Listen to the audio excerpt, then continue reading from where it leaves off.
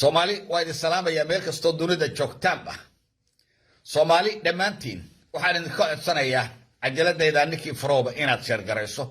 Waxaan doonayaa codkayga inuu gaaro Ilhaan Cumar iyo dad kale oo fara badan oo qadiyadeena wax ka tari kara ama wax ka qaban kara inuu gaaro. Codkaygu ayaan doonayaa una codsi u diro. wadankii gabar idinka dhalatayne ee Congress-ka fadhiso. intii aniga aan Congress joogo wadanka Soomaaliya biyaheeda dad kaleeta iyo badeeda dad kale ma qaadanayaan. Ilhaan Cumaray hadalkii aad tiri waan ku faraxnay. Insurance buu na galiyay kalsooni damaanad buu na galiyay. hadalkii aad tiri anigoo baarlamaanka Mareykanka idin ku jira dhul Soomaaliyeed cidi qaadan mayso xabashina qaadan mayso. dhulkii dad Soomaali sheeganaya ay bixiyeen wax suura galaya ma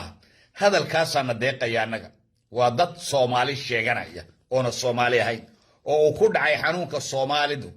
nacaybka Soomaaliyeed ku dhacay oo ku noqday chronica xanuun ay la dhimanayaan oo waligood ayna ka bogsanin ku noqdo weeyaan dadka bixiyay dhulkeenni ee xabashi siiyay waxaad ogaataa Ilhaanay in NFD ninkii bixiyay in cigaal buu ahaa ninkan uu sacawar adeerki Raseferia ninkii bixiyay waa isaga Raseferia ninkii bixiyana waa in cigaal jabhadii xoreynta Djibouti FLCS ninkii albaabada u soo xidhanay isaga ayuha waa dad Soomaali nacayb waa reer Soomaali nacayb ku ay maantana Musacawar reerkii uu ka soo jeeda reerka waxa sameeyay ayuu ka soo jeeda takale Ilhaanay waxaan ka codsanayaa inaad raadiso markay la soo galay SNM to Hargeysa ga soo galeen ama waqooyi ku soo noqdeen 12 xero oo dad Soomaali ku jiraan ayaa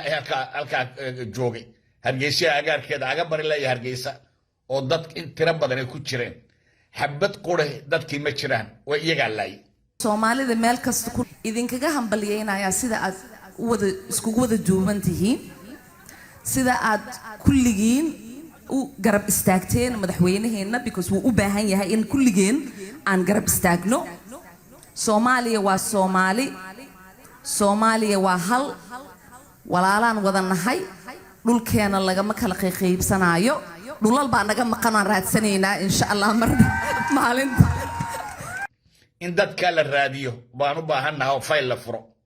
oo dadka laayay la raadiyo dadkaas waxay ahaayeen dadkii Itoobiya ka soo qaxay ee Soomaalidu halka ku siinaysa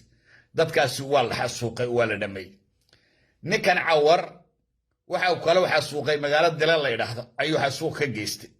boorama xasuuq buu ka geystay oo waxa marxaati noo ah Xasan Dahay Sheekh la yiraahdo ayaa marxaati ka ah in saacadiiba 700 qof ay dilayeen waxaan maanta joognaa oo marxaati ka nahay xasuuqi ka dhacay Laascaanood intaas oo dhan inaan noo raadisaan doonayna hadda tahay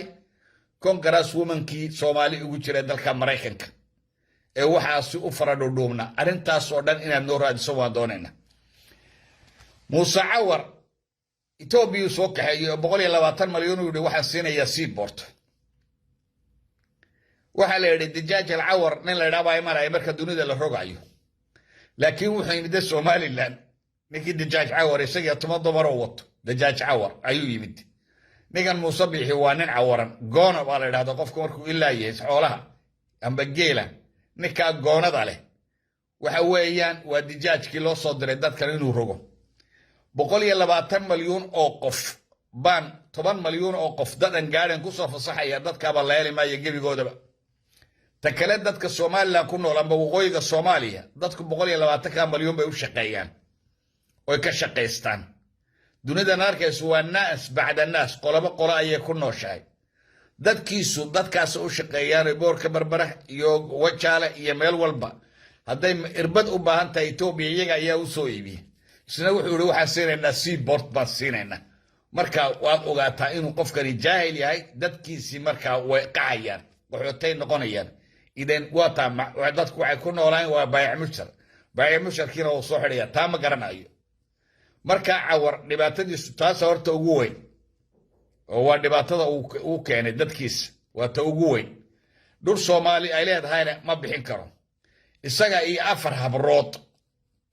ayaa ku fikira inay dhulkani bixiyaan oo shacabka u tuman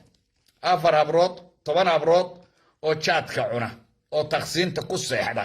oo habeenbarkii markay mirqaamaan jaadku waa joogto Hargeysa waa dad overdose weeyaan wuxuu soo galayaa waa quraac raacis qadar raacis biyo raacis aqoonsi raacis iyo aqoonsigii baa soo uraya raacis waxaasay cunaan markay mirqaamaan bay odhanaya waxa soo uraya aqoonsigii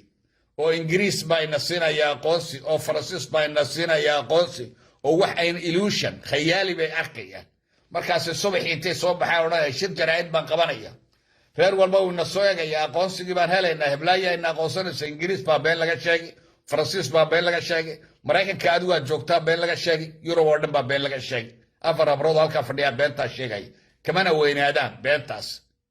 sheegaya ka weynaadaan kuwaas muusade waalaya marka maanta haddaad tiri intaan anigu joogo biyo Soomaaliya bixin ma horta saasanaga waxayna siinaysaa insurance waxayna siinaysaa kalsooni bayna siinaysaa